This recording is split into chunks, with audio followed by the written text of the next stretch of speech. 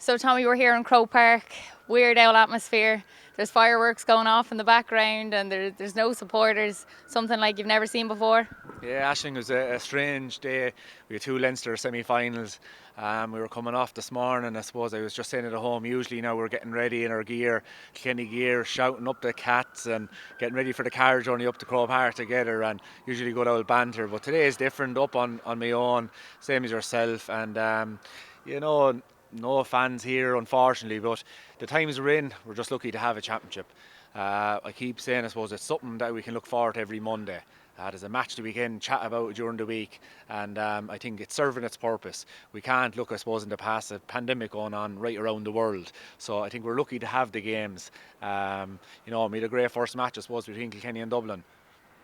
Yeah, we'll talk about that first. So obviously I thought that would probably be the game that wouldn't be as exciting of the double header here today, and we seen at half time Kilkenny were 15 points up and they brought it back to a 1 point game, and then I think it was a draw game at one stage, wasn't it? Yeah, it was brought back level there, just going into injury time.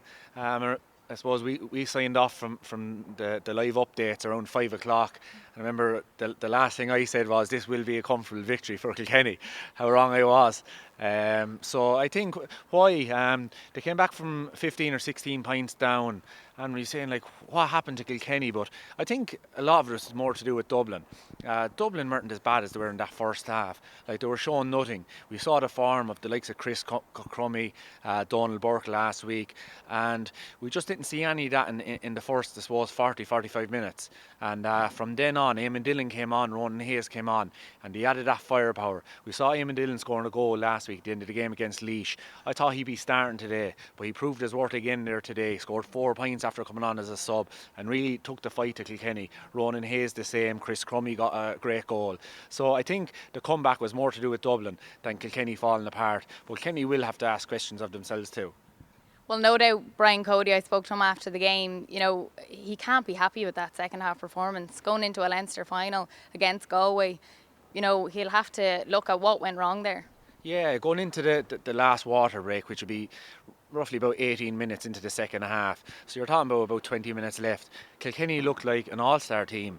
They look like they're after finding their mojo, finding a few new players, and we're going to run on to a comfortable victory.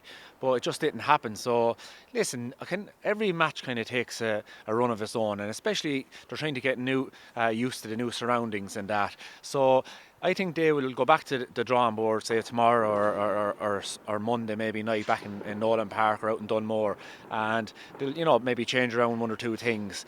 Kilkenny and Galway in the Leinster final in 2 weeks' time. Both of them, I think it'll go in as a 50-50 game again, and it might suit Kilkenny that they have to go back to the drawing board and ask a few questions of themselves. And some positives was TJ Reid. He's an absolute wizard, as I heard you calling him. He's just something else, really. He is, and I had the pleasure, I suppose, Aisling, of marking him in training. He's just an absolute magician. If you play him from the front, play him from behind, he's just going to win the ball. It's trying to, I suppose, shadow him and keep him from scoring too high a score on you. That's the main aim when you're marking TJ. An absolute wizard. Lives for the game, and just looking at him there, like he's 32, 33 there now. He's playing, and we all seen him with Ballyhale during the last couple of club campaigns as well. Like, he's playing like a 27-year-old. Looks really fit, and I know he's involved in his own gym, so he's really treating his body right. I know, around 2013-14, he got a bad knee injury, and I think it was 12 he got the bad knee injury, so he spent a lot of time in the gym, 13-14, and slowly came around to that way of life. And I know he treats his diet really well as well, and it's really bearing fruit. So you have the hurling with the diet, with the lifestyle, we'll say, of a professional player, and he's just a joy to watch. I'd say he scored 1-3 or 1-4, I'd say, from play again today, along with all those frees. We're just lucky to be watching him. Just speaking on that, the diet and everything else, say when you were playing, is that a big change? Maybe seeing the lads now, they're in the gym, they're doing the weights, or did you do all that back then? Yeah, well... Did you do it, Tommy? I'm not that old. But I'll tell you a good one. 2005, I would have been 22. Now, we didn't win the All-Ireland, maybe this is the reason, but I was working on the building sites. So it was during college, we'll say during the summer. And I had a fry every morning for the whole summer. We used to go down to Carrigan's, his name is the field now. We used to go down to Carrigan's every morning around 10 o'clock. Big fry, I think it was about €6, €7, and it was delightful. And trained that night, no problem at all. But maybe that's why we didn't win the All Ireland. We were talking during the game as well, just the way the tight fit jerseys, and you used to have the loose fit jerseys or whatever. And you're saying you wouldn't really see many county players now without six packs, and the pandemic definitely didn't seem to have too much of an effect on them. Maybe the time off did them well. Yeah, I think like we definitely didn't have six packs either. I tried to get six packs in 2012. 8 years later, I still don't have one. But they no. But looking at it, yeah, there's no off season. There's no off season anymore. You're talking about the pandemic, so I think what happened there during the pandemic is they weren't allowed collectively train.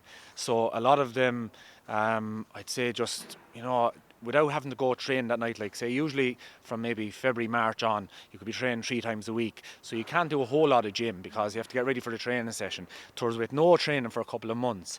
They were probably in the gym 4 or 5 nights a week.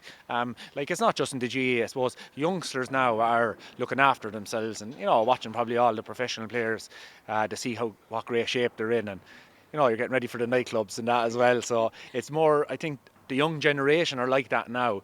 Plus, then you have the inter-county, you have the access and that elite mindset, so they bring it to another level again. So they're accredited themselves, all the county teams. They've the tight fit jerseys and they're looking fit. We'll move on then to the Wexford and Galway game. I definitely thought it might be a lot closer than it was. It was a bit of a surprise. Was it a surprise to you? It was a surprise. I tipped Wexford before the game. I just thought with their players, they're coming into their peak years. Lee Chin, Conor MacDonald, Liam Ryan. I really thought they were. Just looking at it, trying to analyse it during the game and wondering, I think what happened was, so we all know they play a kind of a short game most of the time, Wexford with a sweeper. So it's basically soloing out maybe short passes or finding lads in space.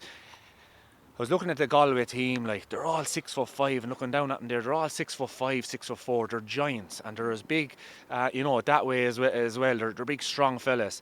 And so the Wexford lads I found, they were soloing the ball but into trouble. Towards for the game that they were playing to work, they need to solo it, offload it to when say the opposition come towards you. You offload it to a guy in space, pop it over the bar. I think that's the main aim of that game, that you find a lad in space with a sharp pass and it's gone over the bar. The intensity of the defending by the Galway forwards didn't allow them to do that. So when Wexford got the ball, they tried to play their usual game, but they were just bringing it in and they were being dispossessed.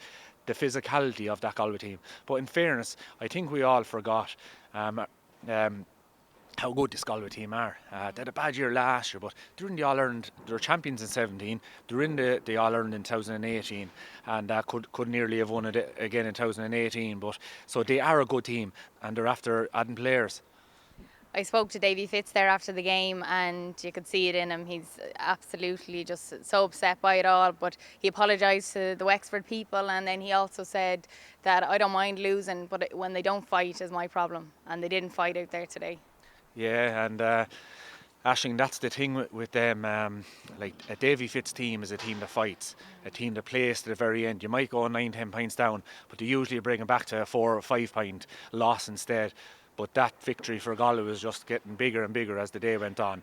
So he won't be happy. I've never heard him, in that kind of form after a game.